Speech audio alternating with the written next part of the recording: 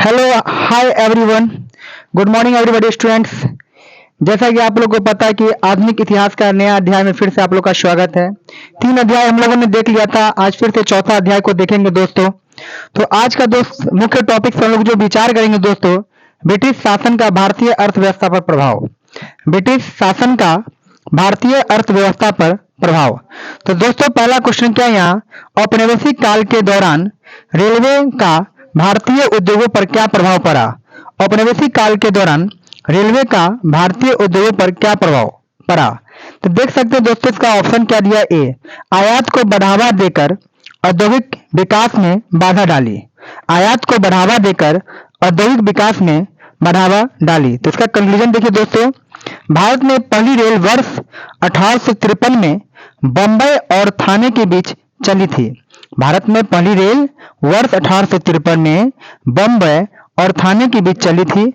औपनिवेशिक काल के दौरान रेलवे के विकास से आयात को बढ़ावा मिला तथा औद्योगिक विकास में बाधा उत्पन्न हुई। फलस्वरूप भारतीय उद्योग पर नकारात्मक प्रभाव पड़ा। तो हमने क्या देखा दोस्तों, पहला प्रश्न क्या था हमारा, औपनिवेशिक काल के दौरान रेलवे का भारतीय उद्योगों पर क्या प्रभाव पड़ा। तो आंसर क्या था दोस्तों, आयात को बढ़ावा देकर औद्योगिक विकास में बाधा डाली। इसका कंक्लूजन क्या है दोस्तों, भारत में पहली रेल वर्ष 1853 में बंबई और थाने के बीच चली थी। औपनिवेशिक काल के दौरान रेलवे के विकास से आयात को बढ़ावा मिला तथा औद्योगिक विकास में बाधा उत्पन्न हुई। फलस्वरूप भारतीय उद्योगों पर नकारात्मक प्रभाव पड़ा। दोस्तों हमको सभी कंक्लूजन को ध्यानपूर्वक देखना है। नेक्स्ट क्वेश्चन, अस्थाई बंदोबस्त किसके साथ किया गया। अस्थाई बंदोबस्त किसके साथ किया गया दोस्तों, तो अस्थाई बंदोबस्त दोस्तों तो वो जमींदारों के साथ किया गया। देख सकते हो ऑप्शन में, अस्थाई बंदोबस्त किसके साथ किया गया, तो जमींदारों के साथ किया गया। तो ये दो प्रश्न है दोस्तों, फिर आगे हम लोग आगे देखेंगे। अब कंक्लूजन पर ध्यान देंगे दोस्तों। अब यहाँ कंक्लूजन देखेंगे दोस्तों, क्या हम लोग का, अब कंक्लूजन देखेंगे दोस्तों। कंक्लूजन में हमारा क्या दिया हुआ है, तो यहां देखिए कंक्लूजन दिया हुआ हमारा,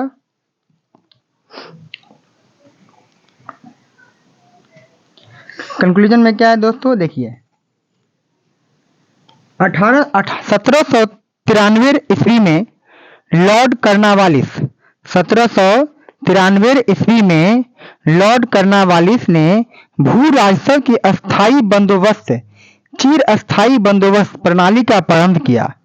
इससे इस्तेमारी, जागीरदारी, मालगुजारी एवं विश्वेदारी आदि भिन्न भिन्न नामों से भी जाना जाता है।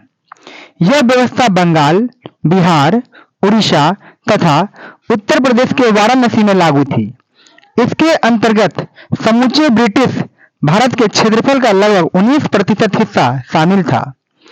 इस व्यवस्था के अंतर्गत जमींदारों के एक नए वर्ग को भूस्वामी घोषित कर दिया गया, जिसे भूमि लगान का 10/11 भाग कंपनी को देना था तथा 1/11 भाग अपनी सेवाओं के लिए अपने पास रखना था।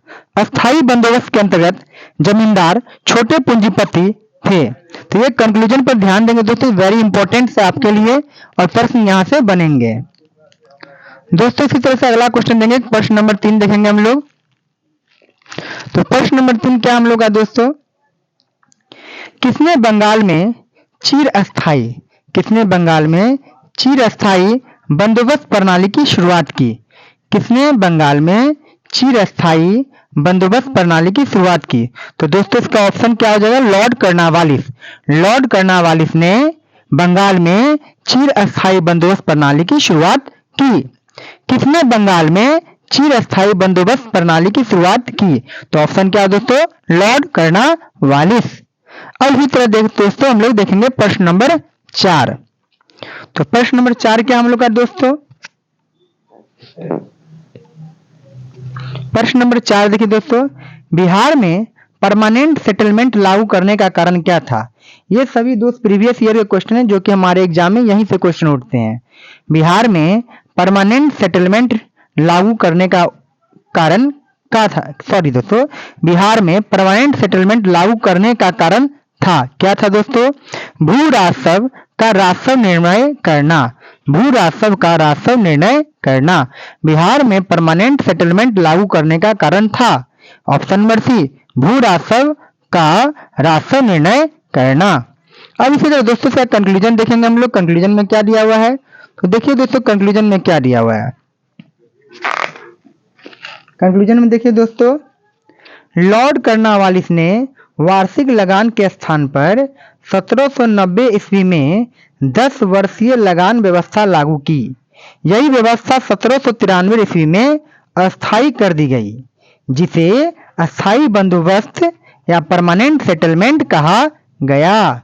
इस व्यवस्था को बिहार में लागू करने का कारण जमींदारों के लिए जमीन पर वंश परंपरागत अधिकार को स्वेच्छा से हस्तांतरित करना तथा मूल कारण कंपनी के लिए भू राजस्व की एक निश्चित राशि तय करना था। तो दोस्तों इसका ये कंक्लूजन था। अब हम लोग देखेंगे प्रश्न नंबर 5, जो कि बहुत ही वीवीआई क्वेश्चन दोस्तों। प्रश्न क्या है दोस्तों, देख सकते हैं आप लोग कि रैयतवाड़ी व्यवस्था सर्वप्रथम कहां लागू की गई थी।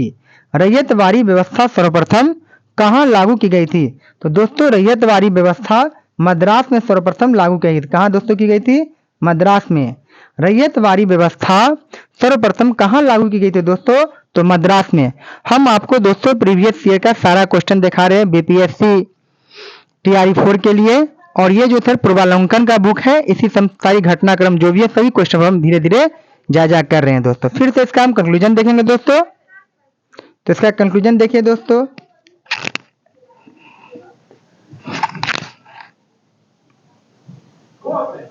अब इसका कंक्लूजन देखेंगे हम लोग दोस्तों। क्या है?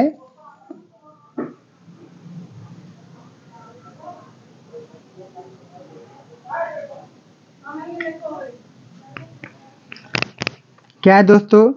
रैयतवाड़ी व्यवस्था सर्वप्रथम मद्रास प्रेसिडेंसी में अलेक्जेंडर रीड के द्वारा 1792 ईस्वी में तमिलनाडु के बारामहल क्षेत्र में लागू की गई। रैयतवाड़ी व्यवस्था सर्वप्रथम मद्रास प्रेसिडेंसी में अलेक्जेंडर रीड के द्वारा, किसके द्वारा दोस्तों? अलेक्जेंडर रीड के द्वारा। कहाँ? मद्रास प्रेसिडेंसी में। कब? 1792 ईस्वी में तमिलनाडु के बारामहल क्षेत्र में लागू की गई। इसके बाद यह व्यवस्था बम्बई प्रेसिडेंसी में भी लागू हुई। थॉमस मुनरो का संबंध रैयतवाड़ी व्यवस्था से है। थॉमस मुनरो का संबंध रैयतवाड़ी व्यवस्था से है। वर्ष 1809 में थॉमस मुनरो ने इसे कुछ क्षेत्रों में लागू किया। तो दोस्तों क्वेश्चन क्या पूछेगा यहाँ से? थॉमस मुनरो का संबंध किससे है? तो रैयतवाड़ी व्यवस्था से है। वर्ष 1809 में थॉमस मुनरो ने इसे कुछ क्षेत्रों में लागू किया। 1820 में मद्रास का गवर्नर बनने पर इसे मद्रास में लागू किया गया। इसी तरह से क्वेश्चन नंबर 6 देखेंगे दोस्तों। मद्रास में रैयतवाड़ी पत्ती को किसने प्रारंभ किया था? मद्रास में रैयतवाड़ी पत्ती को किसने प्रारंभ किया था दोस्तों? तो थॉमस मुनरो ने। थॉमस मुनरो ने मद्रास में रैयतवाड़ी पद्धति को प्रारंभ किया था। अब इसे दोस्तों क्वेश्चन नंबर 7 देखेंगे। वह प्रथा जिसके तहत किसान स्वयं भूमि का मालिक होता है। वह प्रथा जिसके तहत किसान स्वयं भूमि का मालिक होता है और सरकार को भू राजस्व के भुगतान के लिए जिम्मेदार माना जाता है। तो क्वेश्चन क्या है दोस्तों 7 नंबर? वह प्रथा जिसके तहत किसान स्वयं भूमि का मालिक होता है और सरकार को भू राजस्व के भुगतान के लिए जिम्मेदार माना जाता है। तो इसका दोस्तों कौन सा ऑप्शन होगा? रैयतवाड़ी व्यवस्था। रैयतवाड़ी व्यवस्था क्या होता है दोस्तों?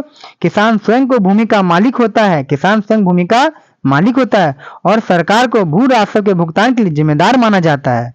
अब इसका कंक्लूजन क्या है दोस्तों? देखिए कंक्लूजन, रैयतवाड़ी प्रथा के अंतर्गत किसान स्वयं को भूमि का मालिक होता है। क्या लिखा है दोस्तों? रैयतवाड़ी प्रथा के अंतर्गत किसान स्वयं भूमि का मालिक होता है, यानी किसान खुद मालिक होगा और सरकार को भू राजस्व के भुगतान के लिए जिम्मेदार माना जाता है। अभी इसी तरह क्वेश्चन नंबर 8 देखेंगे दोस्तों।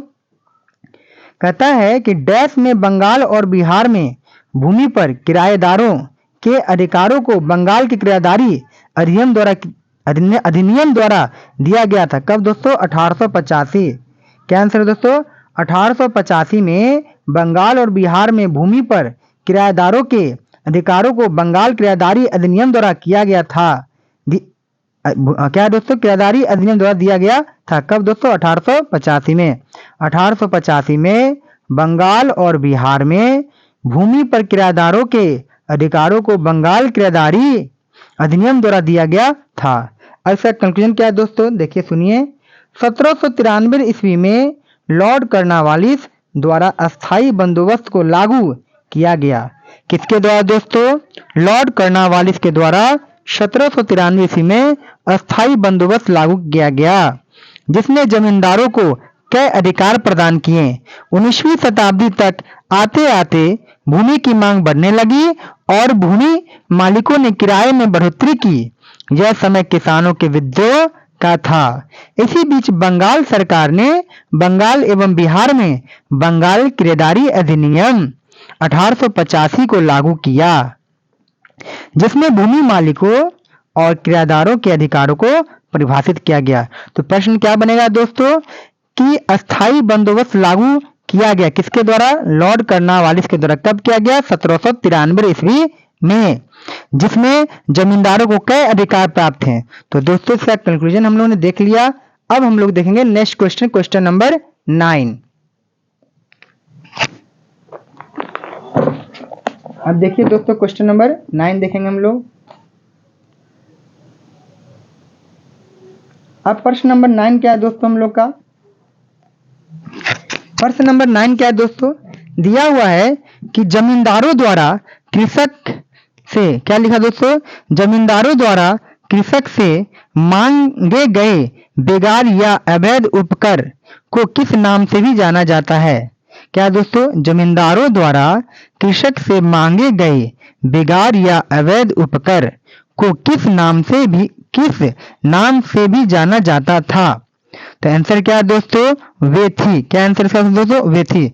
जमींदारों द्वारा कृषक से मांगे गए बेगार या अवैध उपकर को किस नाम से जाना जाता था? तो वेथी के नाम से जाना जाता था दोस्तों। अब इसका कंक्लूजन हम लोग पढ़ेंगे। जमींदारों द्वारा, क्या है दोस्तों? जमींदारों द्वारा कृषक से मांगे गए बेगार या अवैध उपकर को वेथी कहा जाता था। लोगों से बिना मजदूरी के काम करवाने की प्रथा बेगार कहलाती थी। क्या कर दोस्तों? लोगों से बिना मजदूरी के काम करवाने की प्रथा बेगार कहलाती है, अर्थात यह एक प्रकार का अवैतनिक जबरन श्रम होता है। तो दोस्तों इसका एक कंक्लूजन था। अब हम लोग प्रश्न नंबर 10 देखेंगे दोस्तों। तो प्रश्न नंबर 10 क्या हम लोग का दोस्तों? होम चार्जेस या ब्रिटेन में भारतीय सरकार के खर्चे में समाहित थे। क्या थे दोस्तों? समाहित उपयुक्त में से सभी। अर्थात क्वेश्चन क्या दोस्त? होम चार्जेस या ब्रिटेन में भारतीय सरकार के खर्चे में समाहित हैं। तो क्या क्या समाहित है दोस्तों?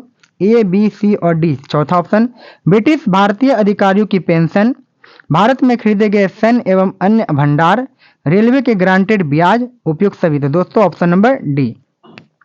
अब इसका कंक्लूजन देखेंगे दोस्तों। होम चार्जेस या ब्रिटेन में भारतीय सरकार के खर्चे में ब्रिटिश भारतीय अधिकारियों की पेंशन, भारत में खरीदे गए सैन्य एवं अन्य भंडार तथा रेलवे के निवेशकों को गारंटेड ब्याज, ये सभी समाहित थे। अब प्रश्न नंबर 11 देखेंगे दोस्तों। प्रश्न नंबर 11 क्या मेरे दोस्तों? बम्बई योजना में प्रस्ताव था। बम्बई योजना में प्रस्ताव था। तो दोस्तों इसका ऑप्शन नंबर ई हो जाएगा। लेकिन इसका हम लोग कंक्लूजन पर ध्यान देंगे। कंक्लूजन वेरी इंपॉर्टेंट हम लोग के लिए। दोस्तों देखिए कंक्लूजन क्या है। बम्बई योजना, बॉम्बे प्लान 1944 में प्रमुख भारतीय उद्योगपतियों के एक समूह द्वारा प्रस्तुत की गई थी। इस योजना के तहत भारत के लिए आयात प्रतिस्थापन और औद्योगिकरण आधारित प्रस्तावों के माध्यम से भारतीय अर्थव्यवस्था के तीव्र आर्थिक विकास की बात कही गई थी। साथ ही इसमें देश के आर्थिक विकास में राज्य द्वारा हस्तक्षेप और योजनाबद्ध विकास के साथ सार्वजनिक उपक्रमों की आवश्यकता के रूप में कुछ पूंजीवादी विशेषताओं का परित्याग भी परिलक्षित होता है। इस आधार पर अभिष्ट उत्तर विकल्प ई होगा। तो दोस्तों हम लोग क्या देखा बम्बई योजना में कि बम्बई योजना 1944 में प्रमुख भारतीय उद्योगपतियों के एक समूह द्वारा प्रस्तुत की गई थी। इस योजना के तहत भारत के लिए आयात प्रतिस्थापन और औद्योगिकरण आधारित प्रस्तावों के माध्यम से भारतीय अर्थव्यवस्था के तीव्र आर्थिक विकास की बात कही गई थी। साथ ही इसमें देश के आर्थिक विकास में राज्य द्वारा हस्तक्षेप और योजनाबद्ध विकास के साथ सार्वजनिक उपकरणों की आवश्यकता के रूप में कुछ पूंजीवादी विशेषताओं का परित्याग भी परिलक्षित होता है। इस आधार पर अभिष्ट उत्तर विकल्प ई होगा दोस्तों। तो इसी तरह से दोस्तों फिर हम लोग आगे बढ़ेंगे क्वेश्चन नंबर 12 के तरफ। अब देखिए क्वेश्चन नंबर 12 दोस्तों हम लोग आगे आते हैं। तो क्वेश्चन नंबर 12 आते आते दोस्तों फिर से हम लोग देखेंगे। एक मिनट दोस्तों समय दीजिए। क्वेश्चन नंबर 12 दोस्तों,